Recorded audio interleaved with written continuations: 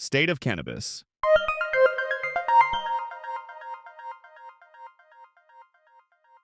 This is the State of Cannabis News Digest, a roundup of this week's key developments in the cannabis industry. Our top stories. This week, California takes center stage. Governor Gavin Newsom is fast-tracking psychedelic and cannabis research, even as he vetoes a bill that would have allowed medical marijuana deliveries to patients at home. Together, those decisions show both the promise and the limits of reform in the nation's largest cannabis market. In the Midwest, Michigan's booming cannabis economy is cooling fast. Sales have dropped sharply as lawmakers weigh a freeze on new licenses and tighter rules on hemp-derived intoxicants.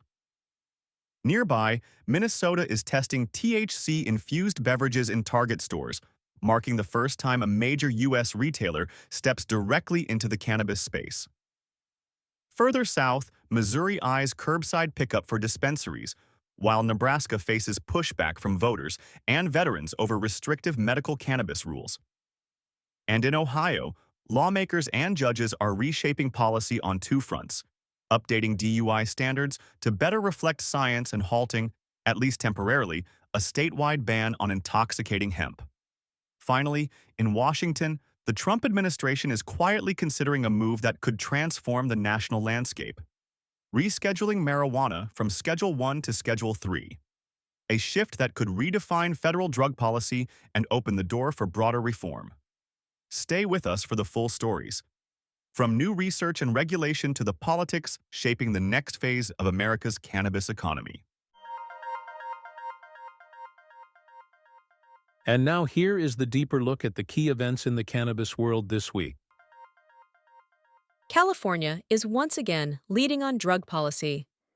Governor Gavin Newsom has signed a law that makes it easier for scientists to study cannabis and psychedelics for medical use.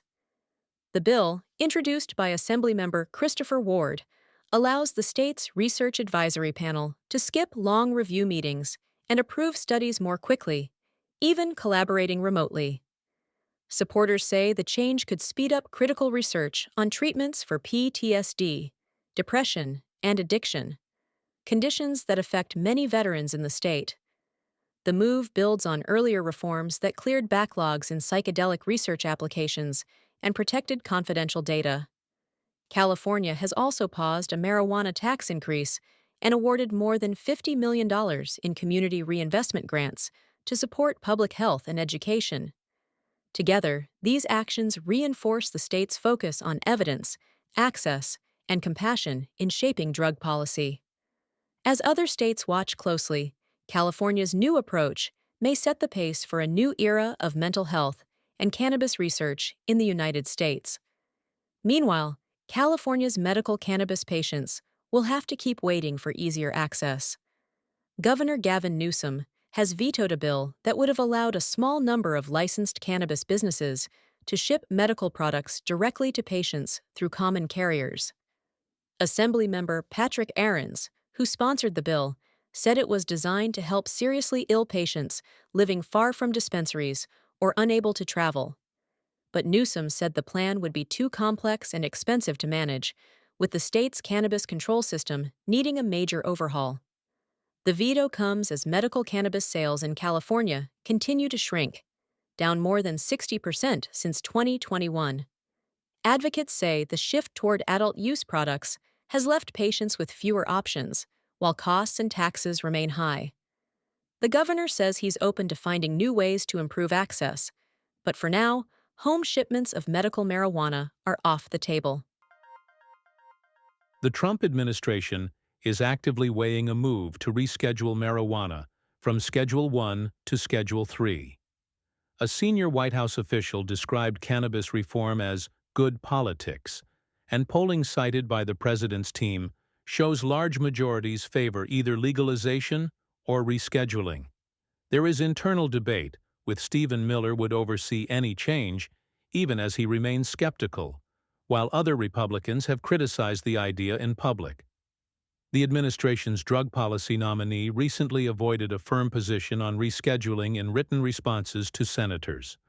On Capitol Hill, several Republican senators say rescheduling would be a game changer, and the Republican sponsor of a bipartisan cannabis banking bill argues it would be an important domino for that legislation. With medical cannabis legal in most states and adult use legal in nearly half, the federal decision appears likely to shape the next phase of cannabis policy. Sources say the call could come this month or by the end of 2025. Michigan's cannabis market, once among the fastest growing in the nation, is now facing a steep slowdown.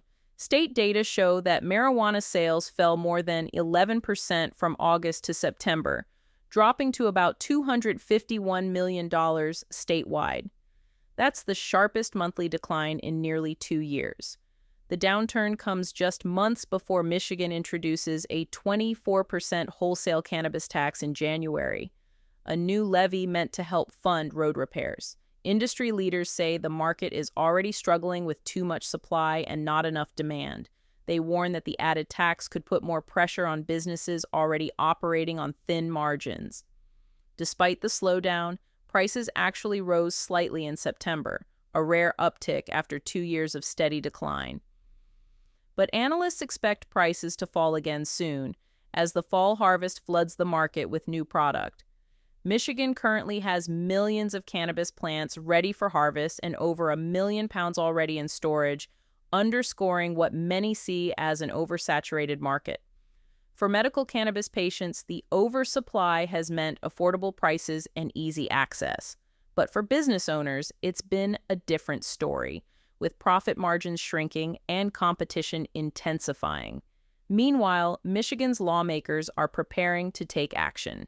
Democratic Senators Sam Singh and Dana Poole-Hankey have introduced a package of bills aimed at stabilizing Michigan's cannabis industry. The proposals would freeze new business licenses, limit the number of dispensaries based on population, and tighten oversight of hemp-derived intoxicants, including Delta-8 THC products that are currently sold with little regulation. Supporters of the plan say it would help restore balance to an industry growing faster than consumers can keep up. They argue it could protect public safety, stabilize prices, and preserve tax revenue. But critics warn the measures could have unintended consequences, consolidating power among the largest cannabis companies while squeezing out smaller operators. Some city officials also fear fewer dispensaries could mean less tax income for local communities. If approved, the legislation would represent one of the most significant overhauls of Michigan's cannabis system since voters legalized it in 2018. Want to stay ahead of the smoke in America's evolving cannabis landscape? Subscribe to State of Cannabis, Weekly News Digest, your trusted source for fact-checked, nonpartisan cannabis reporting. Each week, we bring you the latest on federal reforms, state laws, industry shifts, and public health developments, all in one digestible episode. Whether you're a policymaker, patient, advocate, or entrepreneur, we've got the information you need to stay informed. Hit follow, give us a like or a thumbs up, drop a review or leave a comment. Share this episode with someone who cares about cannabis reform, because in this industry, knowledge isn't just power, it's survival.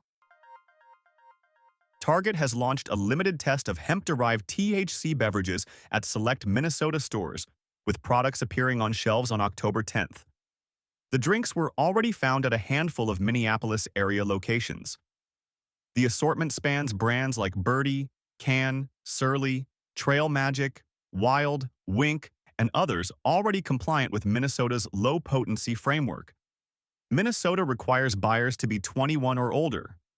Edibles and beverages are capped at 5 milligrams THC per serving and 50 milligrams per package, and the products must be hemp-derived within the 0.3% THC federal threshold. The Office of Cannabis Management has opened licensing for low-potency hemp edible manufacturers and wholesalers with a deadline of October 31st at noon. Starting in January, additional testing and regulations will come online as a response to past findings of inconsistent dosing in some products. For consumers, big box retail could make low-dose THC drinks easier to find. For producers, the Target pilot offers new visibility and stricter expectations on documentation and supply as the state tightens oversight. Missouri's Department of Health and Senior Services is testing support for curbside cannabis pickup. The Division of Cannabis Regulation posted a draft on October 14th that would let dispensaries hand off orders at the curb, paid online, with the pickup lane recorded on video like a drive-through. A safety sign would remind customers it is illegal to operate a vehicle or other dangerous device while under the influence. Officials call this a pre-rule-making draft and are soliciting feedback through October 28th before filing anything formal. The idea is to make purchasing more accessible for medical patients, caregivers, and consumers with mobility limits, and to give retailers without drive-through windows another compliant way to serve customers. Operators would still reconcile inventory and maintain security standards. If the draft moves forward, curbside could become a practical middle ground between delivery and in-store sales. Nebraskans who voted for medical cannabis turned out in green shirts in the Capitol, arguing that the Commission's draft rules do not match what they passed at the ballot box. All 32 speakers opposed the proposal. The draft would formalize testing and security, set up a practitioner directory, limit cultivators to 1,250 flowering plants, allow up to 5 ounces per 30 days, and cap purchases from the same dispensary to 5 grams of Delta-9 THC over 90 days. It also excludes smoking and vaping, which several veterans said are the only forms that work fast enough for PTSD symptoms at night. Legal possession has been in place in Nebraska since December for patients with a practitioner's recommendation, but in-state purchasing has not started, while the Commission granted 2 cultivator licenses just last week. Advocates criticized commissioners for skipping the hearing and said delays and restrictions risk pushing patients across state lines. The Commission can revise or adopt the rules and then send them to the Attorney General. Nebraska's Governor Jim Pillen has final say. The next Commission meeting is on November 3rd, and emergency rules expire soon, so decisions in the coming weeks will shape how quickly Nebraskans see dispensaries open and what products will be available. Ohio's Senate voted unanimously to modernize how the state handles marijuana DUIs. Senate Bill 55 would stop convictions based solely on inactive metabolites that can linger for weeks and instead require evidence of Delta-9 THC. It increases the per se standard from 2 nanograms per milliliter to 5 nanograms per milliliter and creates a rebuttable inference of impairment for results between 2 and 5 nanograms per milliliter. 5 nanograms per milliliter giving defendants a chance to present counter evidence. Defense attorneys say this reduces the risk of convicting sober drivers, while prosecutors did not formally oppose the compromise since it keeps a per se pathway and preserves traditional, impairment-based charges. The change follows Ohio's medical and adult use legalization and reflects research showing that blood THC does not correlate with impairment the way alcohol does. The bill now goes to the House and, if approved, to the governor. On the hemp side of the industry in Ohio, Ohio's hemp market shifted twice in 1 week. First, Governor Mike DeWine signed emergency orders on October 8th to ban intoxicating hemp products, directing the Department of Agriculture to redefine hemp and telling retailers to remove inventory. Then, on the day the orders were to take effect, the Franklin County Court of Common Pleas issued a 14-day temporary restraining order. The TRO runs through the end of October. If the court lets the ban proceed, retailers face a 90-day prohibition and disposal of stock. If the pause is extended or the orders are struck, the fight will likely move to the legislature. Either way, more structured rules on intoxicating hemp look likely for Ohio.